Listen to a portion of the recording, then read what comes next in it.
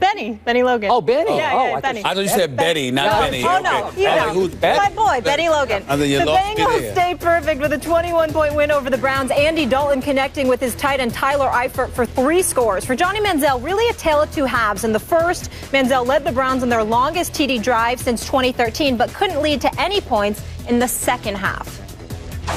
Looking back, there were a couple times I could have, got it down to a tight end or got it down to a back, and really, even sitting there with 10 minutes left in the fourth quarter, just to get something established. I think it took a little too many shots right there. The back shoulder to Debo, ball over the middle to Barnage. I just gotta get some completions to get into a rhythm, and that really didn't happen for us in the second half. Stephen A., what'd you think of Johnny's performance last night?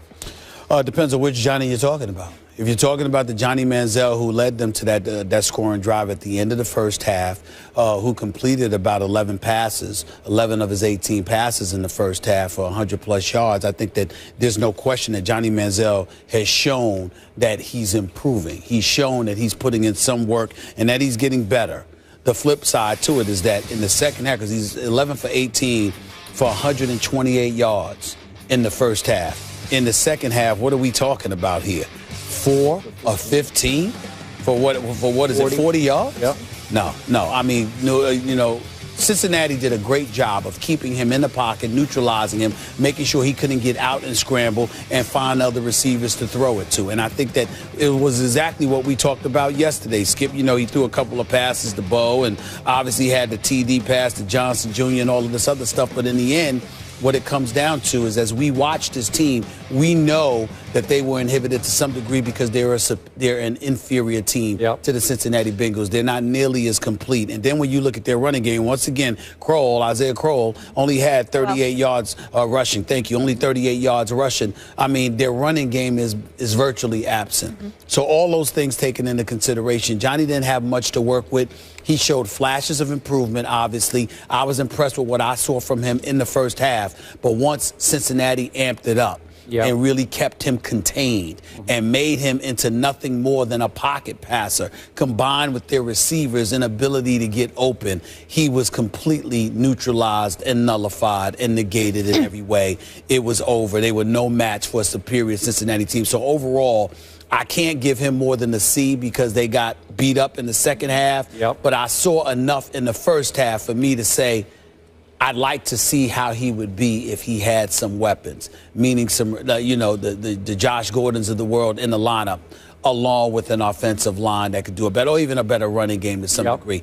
I saw enough to give him a C, but I can't give him more than that after that second half performance. This topic wears me out. Yeah. It makes me sad in the end. Yeah. It's difficult to talk about.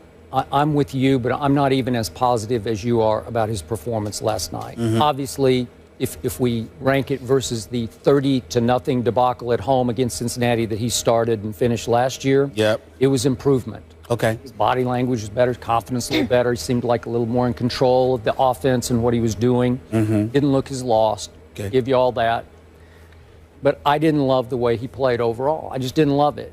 Mm-hmm. But I'm with you. It's hard for me to react at all to this because I'm going to say it again. He is playing with the NFL's worst group of running backs and receivers. Nobody has a worse group of skill, quote-unquote, talent than Johnny Manziel is stuck playing with at this point. Right. I'm going to say this again. He is playing for a coach and a GM who did not want him. They did not want to take him with the 22nd overall pick. That came from the owner, Haslam, on draft night in the war room. So he has been, to me, doomed from the start in Cleveland. And he's obviously playing for an organization that seems doomed just as an organization. It's just so dysfunctional. It's such a mess. Yeah. And after the game, I thought it was fitting that Pettine went Jay Gruden on RG3 last year. Remember when Jay Gruden used to rip RG3 or just be so condescending and dismissive of him? And so last night, Pettine dismissed Johnny as inconsistent. Okay, I'll give you that. He said he's got to do a better job of throwing from the pocket. Okay, I'll give you that. But then when asked, will Johnny start when they play again in what's 10 days away from now, Pettine said, we will assess what pool of players are available. What pool of players? So we're talking about a former first-round draft pick here, and he is relegated to a pool of players. maybe somebody on the practice squad, maybe one of our second, third, fourth stringers will be ready. Maybe Josh McCown. We'll see what our pool is before we decide whether Johnny's going to get another start. That's as dismissive as you can get from a head coach. So my bottom line again is I don't think Mike Pettine will be there next year. I could be wrong about that, but it seems like he's got one foot out the door because that team is so bad. And I'm hoping Johnny won't be there next year. Well, both of us are hoping Johnny won't be there. That's number one. Number two, to get back to him, improvisational skills were there. In the pocket, he didn't seem as impressive. The offense clearly looks like it's run with a bit more efficiency with Josh McCown up in there as opposed to Johnny Manziel. But I think that, Skip, I would say this. We spend so much time feeling sorry for Johnny Manziel. Is it time that we should all feel sorry for Mike Pettine? And the reason I bring that up is because, like you said, he didn't want Johnny Manziel, all right? It was forced on him. This man, and then Josh Gordon, with his obviously substance abuse issues. Yep. So that had something to do with it. When you look at it from that perspective, and you've got two primary weapons alone, and then obviously, you've got some issues with injuries in your secondary on the defensive side of the ball. I mean, to me, Mike Pettine, and then you got the whole Farmer issue with, getting in trouble with the league and all of this stuff. Everywhere you turn, Mike Pettine has had to work around all of this, along with an owner who won't just cut the check and stay out the way. He actually interferes because he thinks he knows a thing or two about football and what football decisions should be made. Maybe. A legitimate argument could be made that Mike Pettine has been undermined to some degree. Not intentionally or anything like that, but the environment is so dysfunctional. Let us remind our audience that Kyle Shanahan was the offensive coordinator on this team. Got let out of his contract. That does not happen with offensive coordinators. He wanted out, got let out, and immediately landed the job in Atlanta. So when you look at it from that perspective, everybody wants to jump ship. And this is what Mike Pettine has to deal with because, by and large, it ain't because of him. It's because of what goes on above him and how it interferes, how it interferes with what folks are doing below. All right, those are fair points, but I don't have a lot of respect for Mike Pettine as a head coach. I think he was a pretty good defensive coordinator who's in a little over his head as a head coach. And I'm not saying you're wrong. I'm saying I don't know that because I don't know how much of a chance he's had to be a head coach. All right. That's my issue with Mike Pettine. The bottom line of sadness that I felt for Johnny last night was, do you remember, if we could see this after his touchdown pass, he went over by himself on the sideline and did like an air chest bump to nobody. Nobody. Oh, I thought he did that. I thought he did that on purpose. Well, he's just doing it. He's celebrating by himself. That's right. Okay. Okay, that's a guy. But there was a couple of guys that greeted him once he came down. I don't think so. They were right there. They were right there. He did it by himself. But I'm saying that I thought he was funny. No, but it's just you're saying he's I think you're reaching there. Okay, look, he's doing it by himself because I didn't realize that when I was feels like he's an outsider, playing for a team that didn't really want him.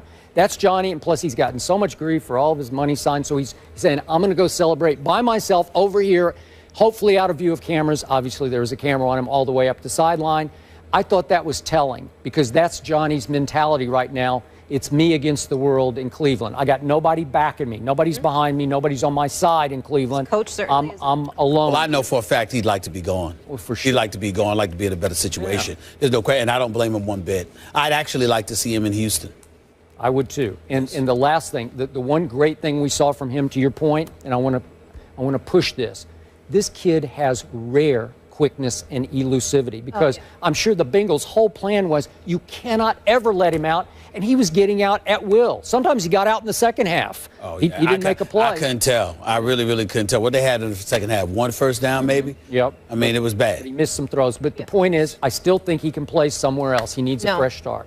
I'd love to see him get a shot down the stretch with the Browns. I know it's not the greatest team just to continue starting, but I don't think that's going to happen as soon as McCown's back. I'd personally prefer to see Johnny Manziel on the bench because he has nothing to work with. I don't care how great you are as a quarterback. Even if you're great, if you don't have anybody to throw the ball to because they ain't open, it doesn't make a difference. Yeah, fair enough. There were a couple that the receivers should have gotten.